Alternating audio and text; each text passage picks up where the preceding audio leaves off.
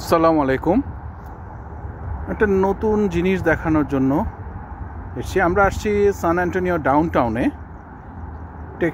Texas historical commission. এখানে একজন এমা টেনাইউকা, ওনার একটা বিবরণ দেওয়া আছে। এই পার্কটা মনে হয় ওনার স্মরণে, কিংবা এই স্টোনটা ওনার স্মরণে। আজকে ওই যে বড়দিন, যেহেতু বড়দিন সেহেতু কাজের চাপ নাই, একটু ক্লিয়ার করে দিলাম। যেহেতু বড়দিন সেহেতু কাজের চাপ নাই, তাই আমরা ডাউনটাউনে আসছি একটু সাজসজ্জা দেখতে। ছুটির মধ্যে সাজ রব, যদিও আমাদের উৎসব না,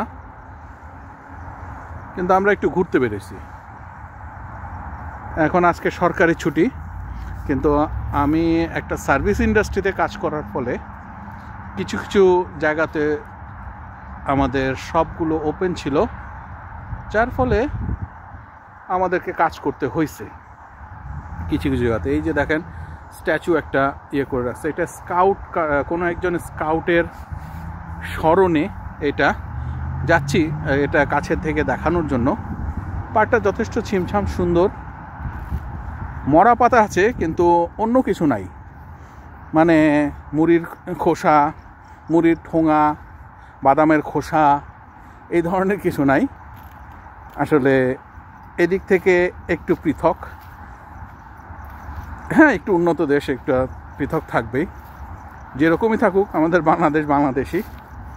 আমরা আবার ওইগুলাতে একটু স্বাচ্ছন্দ্য বোধ করি। তারপরেও দেখি এটা কি জিনিস। বেঞ্জামিন রাশ মিলাম এই ভদ্রলোকের নাম। ওনার কবর কিনা জানি না, যাই হোক, এটা ওনার উদ্দেশ্যে কি, prominent hero of Texas, a man of rare initiative and courage of a modest and winning personality, a devoted friend born in Frankfort, Kentucky in 1788, a soldier in the war of 1812. মানে একজন সোলজারের স্মরণে এখানে করা হয়েছে। এখানে বিভিন্ন অনেক জায়গাতে অনেক রকম দেওয়া আছে।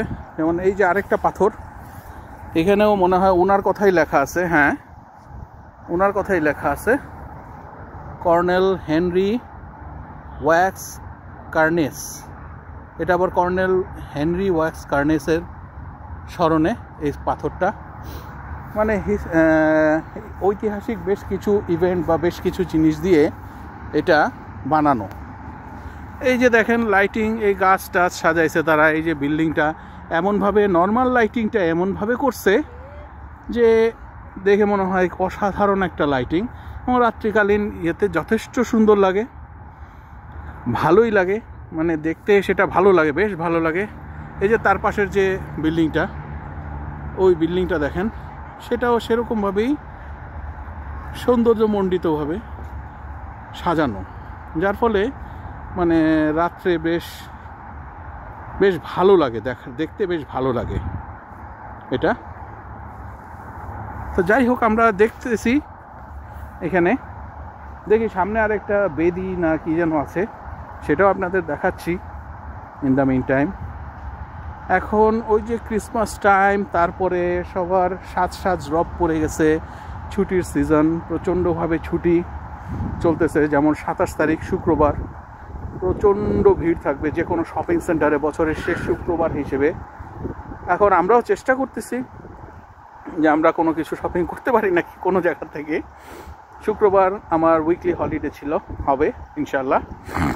চেষ্টা করব বের হয়ে, কেননা আমাদের তো এতটাই আনা এই মুহূর্তে। আমরা ঘুরতে যাব, দেখব কোনো স্পেশাল ডিসকাউন্টে কিছু পাওয়া যায় নাকি। হতে পারে আইফোন 16 প্রো ম্যাক্স $100 পেয়ে গেলাম, তাহলে নিয়ে নিতেও পারি।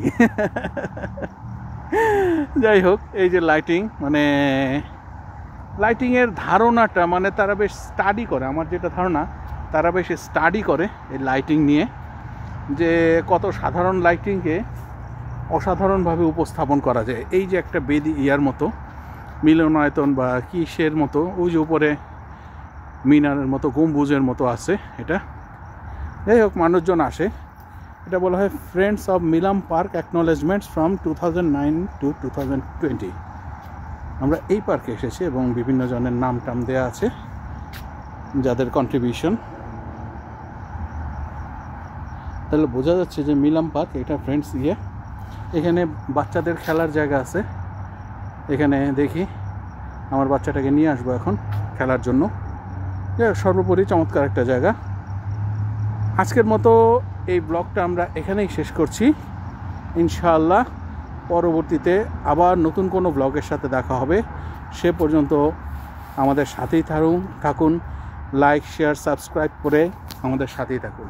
আল্লাহ হাফেজ।